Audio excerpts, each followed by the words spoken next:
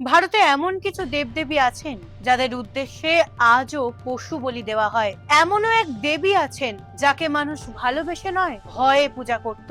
আবার এমন এক দেবতা আছেন যিনি নাকি প্রতি রাতেই সাদা ঘোড়ায় চেপে গ্রামের চারপাশে টহল দেন। আর মহাভারতের দ্রৌপদী, যাকে আমরা শুধু পাণ্ডবদের স্ত্রী হিসেবে জানি, দক্ষিণ ভারতের হাজার হাজার মানুষ তাকে আজও স্বয়ং দেবী রূপে পূজা করেন। শুনতে অবিশ্বাস্য লাগছে, কিন্তু আশ্চর্যের বিষয়, এই সমস্ত বিশ্বাস শতাব্দীর পর শতাব্দী ধরে ভারতের বিভিন্ন অঞ্চলে জীবন্ত রয়েছে। খান্ডবা অসুর বধকারী যোদ্ধা দেবতা। মহারাষ্ট্রের সাহাদ্রি পর্বতমালার অর্থাৎ পশ্চিমঘাট পর্বতমালার কোলে জেজুরি নামে একটি ছোট্ট শহর। প্রতি বছর এখানে লক্ষ লক্ষ মানুষ এক বিশাল উৎসবে অংশ নেন। দূর থেকে দেখলে মনে হয় পুরো শহর যেন সোনালী রঙে ঢেকে গেছে, কারণ চারিদিকে শুধু হলুদ। মন্দির, রাস্তা, ভক্তদের পোশাক, এমনকি মানুষের মুখেও মাখানো থাকে হলুদ। এই উৎসব পরিচিত ভান্ডারা উৎসব নামে, আর যার উদ্দেশ্যে এই মহোৎসব তিনি হলেন খান্ডবা। মহারাষ্ট্র, কর্ণাটক এবং অন্ধ্রপ্রদেশের বহু মানুষের কুলদেবতা। কিন্তু কে এই খান্ডবা? একসময় মল্ল এবং মণি নামে দুই অসুর ভাই কঠোর তপস্যা করে ব্রহ্মার কাছ থেকে প্রায় অমরত্বের বর লাভ করে। বর পাওয়ার পরই তারা দেবতা, ঋষি এবং সাধারণ মানুষের উপর অত্যাচার শুরু করে। অবশেষে সমস্ত দেবতারা মহাদেবের শরণাপন্ন হন। ভগবান শিব নিজের জটা থেকে এক ভয়ঙ্কর সেনাবাহিনী সৃষ্টি করেন আর নিজে আবির্ভূত হন মার্তণ্ড ভৈরব রূপে। তিনটি চোখ, মস্তকে অর্ধচন্দ্র, হাতে দীপ্তমান তলোয়ার আর সারা শরীরে মাখানো হলুদ। নন্দীর পিঠে চেপে তিনি শুরু করেন অসুরদের বিরুদ্ধে যুদ্ধ। টানা 6 দিন ধরে চলা সেই ভয়ঙ্কর যুদ্ধে শেষ পর্যন্ত মল্ল ও মণি পরাজিত হয়। কিন্তু এখানেই শেষ নয়। মৃত্যুর আগে মণি নিজের ভুল স্বীকার করে মহাদেবকে নিজের সাদা ঘোড়া উৎসর্গ করে। কিন্তু মল্ল অনুতপ্ত হয়নি, বরং সে ঘোষণা করে সে পৃথিবীর ধ্বংস দেখতে চায়। এই কথায় ক্রুদ্ধ হয়ে মহাদেব এক আঘাতেই তার মস্তক ছিন্ন করেন। আজও জেজুরির মন্দিরে সিঁড়ির নিচে সেই মল্লের প্রতীকী উপস্থিতির কথা লোকমুখে প্রচলিত আছে।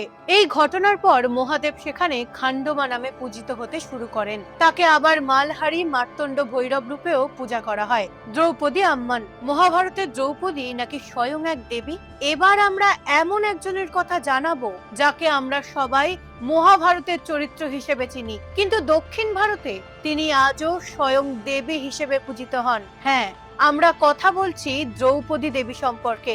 দক্ষিণ ভারতের তামিলনাড়ু, অন্ধ্রপ্রদেশ এবং শ্রীলঙ্কার কিছু অংশে দ্রৌপদী শুধুমাত্র মহাভারতের একজন চরিত্র নন, তিনি আজও পূজিত হন দ্রৌপদী আম্মান নামে। হাজার হাজার মানুষ তাকে ন্যায়ের দেবী, শক্তির দেবী এবং গ্রামের রক্ষা করতে বলে বিশ্বাস করেন। কিন্তু কিভাবে একজন মহাকাব্যের নায়িকা দেবীর আসনে প্রতিষ্ঠিত হলেন?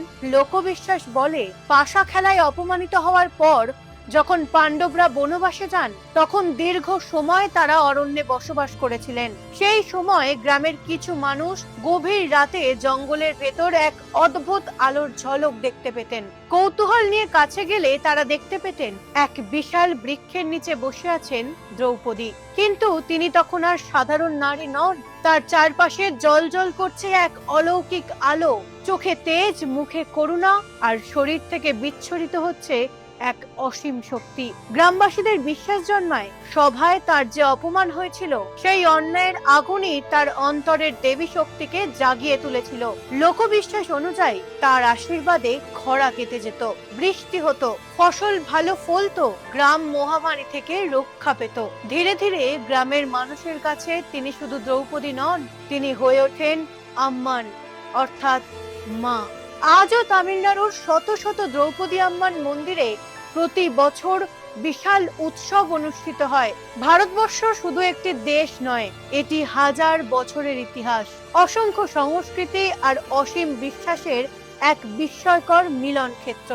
একই দেবতা এক অঞ্চলে শিবের রূপ, অন্য অঞ্চলে গ্রামের রক্ষাকর্তা, আবার কোথাও ন্যায়ের প্রতীক। কোথাও তাকে ঘিরে জন্ম নিয়েছে লোককথা, কোথাও ইতিহাস, আবার কোথাও মানুষের অটুট বিশ্বাস। এই কারণেই ভারতের পৌরাণিক ঐতিহ্য আজও পৃথিবীর অন্যতম রহস্যময় ঐতিহ্য। ভিডিওটি যদি ভালো লেগে থাকে তাহলে একটি লাইক করবেন, বন্ধুদের সঙ্গে শেয়ার করবেন, আর এমনই হিন্দু পুরাণ, অজানা ইতিহাস এবং রহস্যময় ধর্মীয় কাহিনী জানতে এখনই চ্যানেলটিকে সাবস্ক্রাইব করেন। আমি আবার হাজির হব আরো এক রহস্যময় কাহিনী নিয়ে। নমস্কার।